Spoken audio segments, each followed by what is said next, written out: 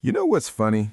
For decades, Generation X has been called the forgotten generation, the latchkey kids, the cynics, the slackers. Sandwiched between the boomers who got all the attention and the millennials who got all the think pieces, Gen X just existed, quietly, ironically, with a raised eyebrow and a flannel shirt. But here's the thing nobody talks about. That invisibility wasn't a bug, it was a feature. And it shaped one of the most psychologically fascinating generations we've ever seen. If you were born between 1965 and 1980, your brain was forged in a very specific fire.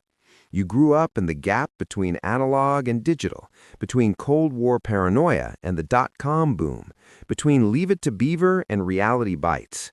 And that gap, it created a psychology unlike anything before or since. Because while boomers had the luxury of optimism and millennials had the burden of constant connection, Gen X had something else entirely, radical independence mixed with bone-deep skepticism.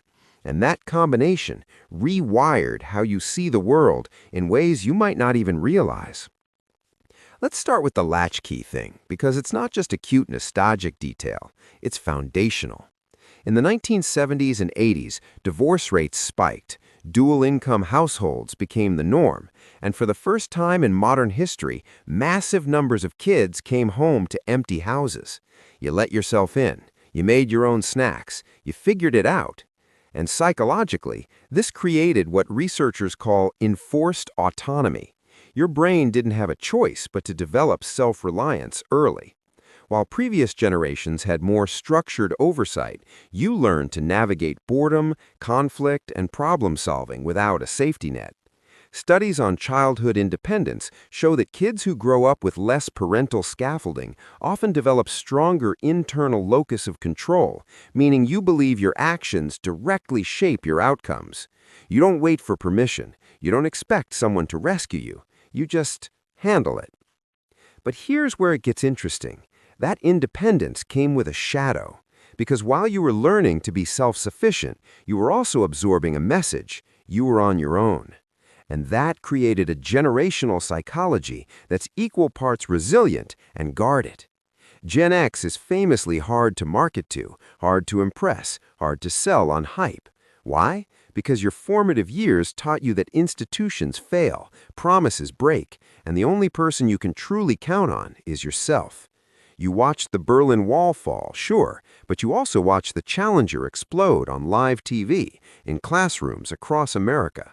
You saw the rise of MTV and the fall of manufacturing jobs. You experienced the AIDS crisis, Rodney King, Columbine. Your adolescence was a masterclass in disillusionment, and your brain responded by building psychological armor, skepticism as a defense mechanism, irony as a coping tool, and detachment as emotional self-preservation. There's actually a term for this in psychology, defensive pessimism. It's not depression, it's strategy. You expect the worst, so you're never blindsided. You prepare for failure, so success feels like a pleasant surprise. And Gen X, you practically invented it. While boomers were raised on the American dream and millennials were told they were special, you were raised on uncertainty. So you learned to hope for the best, but plan for disaster. And honestly, that's made you shockingly adaptable.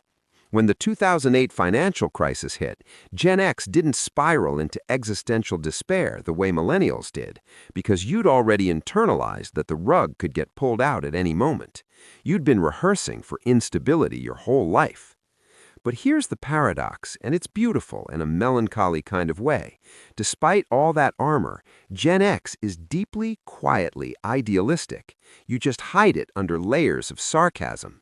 Think about it. You're the generation that made grunge mainstream, that turned slackerdom into an art form, that rejected the corporate ladder.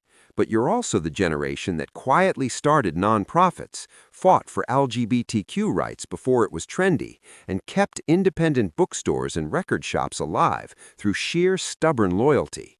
You don't broadcast your values, you just live them. Psychologically, this is what's called internalized idealism. You don't trust big movements or grand narratives, but you trust small, authentic actions. You volunteer without posting about it. You mentor without expecting applause. You care deeply, but you'd rather die than admit it out loud.